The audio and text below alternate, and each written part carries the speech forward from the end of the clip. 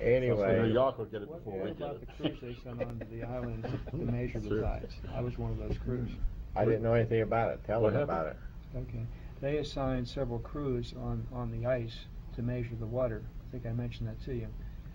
We were on for, I don't recall whether it was 1 day or 2 day stints, but I spent my 21st birthday, August 22nd, on one of these trips with a guy named Frank Harrison. Okay. Yeah. And we measured the water, and he and I took turns. We had a tent, we had rifles, they gave us the kind of the reason that Animal volunteered for this was that you could take whatever food you wanted with you. Animal was a big eater. Frank Harrison's name was Animal. Animal, nickname. His nickname was from the Stock 17 movie, but yeah. Anyway, he and I spent some time on this island measuring the tide, and in doing so we searched the area, found a lot of caribou antlers lying around and so forth. But I know we measured the tide, and we had to report those. How big was the tide, do you recall? I don't remember. I honestly don't remember. They had sticks that we put in the water. We watched the sticks, and it was different measurements, and we had to report these measurements every 15 minutes. That's probably the hydrographers who wanted that information, for their study. I do know that it snowed on August the 1st. That is a memorable day of my life. Oh, and we were 3,000 miles due north of New Orleans at the time. I said, boy. One thing you got to remember, when you're up there, the thing, it's not as far as going from the west coast to east coast. Because it's less miles up there. From the Gulf Coast to the up there, you mean, or what do you mean? Well, once you get to Point Barrow, yeah, and going back the other side, it's not 3,000 miles across there. Oh yeah. It's less than that. Way less than that because of the slope of the earth. Right. So, anyway.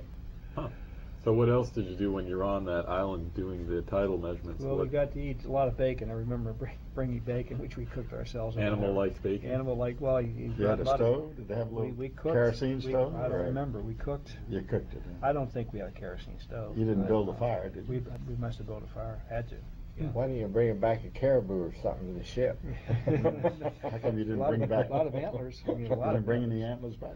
No, I didn't bring any back, and we had a stack of antlers. I was telling you, as big as this table, 3 or 4 feet high.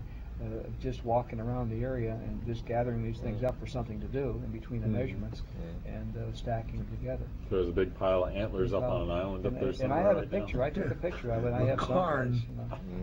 But there's another point that you mentioned. When the helicopter went down, which crew brought the pilot back?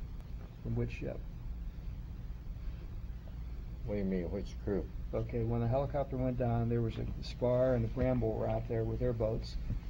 Which crew brought the pilot? I thought it was the stores that brought them back. Okay, right. Yeah. At one of the events that I went to, they said it was another ship that brought the pilot back. That wasn't true. There was a small boat of 4 crew members, and I was one of those 4 crew members. Yeah. Oh, you're just trying to get credit. Yeah, I am. Well, what bothered me is, what bothered me is, I was one of the 4 guys on board that boat. But when I went to this event 10 years ago, the fellow's picture that's over there, he was a radioman. And he was telling the story, showing all his slides, and telling all about the trip. And I don't recall whether he said it was the SPAR or the BRAMBLE that rescued and brought back the pilot. But I said, bullcrap, because I was there and it wasn't true. But I don't remember. Weaver was one of the guys in a small boat. There was a guy from California. They were all bosun mates. Yeah. And I was the smallest one on board, so they held me over the side of the boat to pull him out of the water. So I remember that. And what happened to that person that went in the water? Was he okay, or he was all right? He was fine. He was right. He had a suit. He had a black suit. Sweatsuit and everything. Oh, was that in case he went in the water? So he wouldn't last 15 minutes otherwise. He wouldn't. So it's kind of a survival, old style survival suit or something. That's what it was. Yeah. Black. And our frogmen had those too. We had some frogmen on board. And they had those as well. Did the frogmen ever go out and do any research at all? Well, when we had with the helicopter, with the pilot, when they went down. They had one incident, but I don't remember too much about it because I know one of the officers was one of the frogmen, and he went down to check a prop. Oh, okay. And where he did it, I don't know. Okay.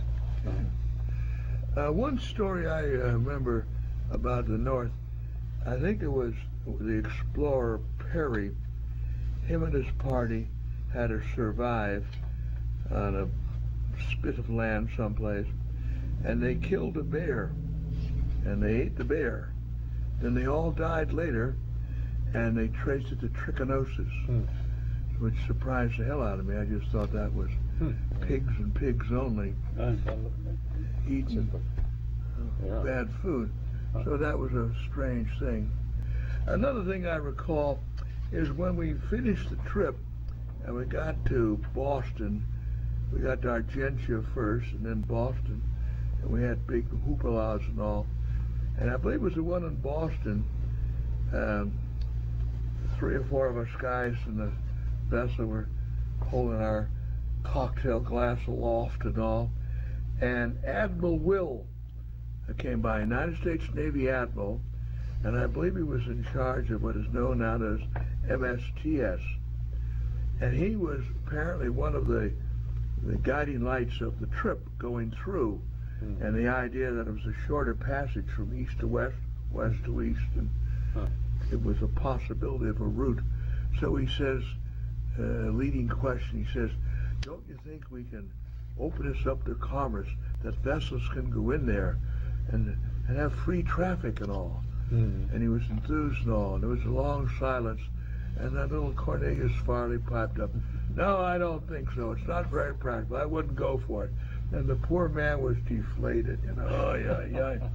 And later on, oh God, 25 years later, I read in the San Francisco paper where he passed away. He'd been living in the Bay Area. And I said, oh, I would love to have talked with him and reassured him that it wasn't all that bad, Admiral, cheer up. You know?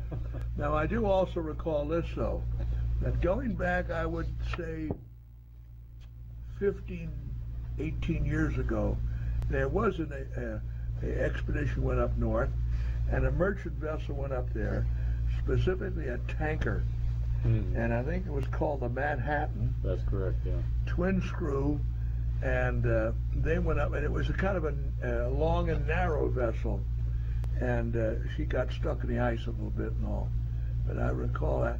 And one tanker I was on, a crew member on there, he had served in that vessel, and that vessel had a contract with a different union for the unlicensed personnel than the one I was on, which was an oddity in itself. But I remember the Manhattan used to come in and out of Seattle when I was there in 65 and 66, and I'd see it docked, and it was a nice looking vessel. But she was up there later on, of course. It was my understanding the reason that the Coast Guard or the Navy or whoever wanted to find this deep water route from east to west or west to east was because Castro was in the hills of Cuba at the time. In fact, the summer before, I was aboard the Sebago in Mobile, and we had gone to Cuba a couple of times. And we were warned to be careful because this guy was in the hills and he was bad, and they were having insurrections here and there. But it was my understanding that the reason we did this was because they were in fear that communists were going to get into Cuba and Panama, and we wouldn't have the canal anymore, and they were looking for a route to be able to move commerce from east to west via the Ottoman. That's the rumor right now. Anybody else hear of any other reason, or was there a timing involved in this? The only thing I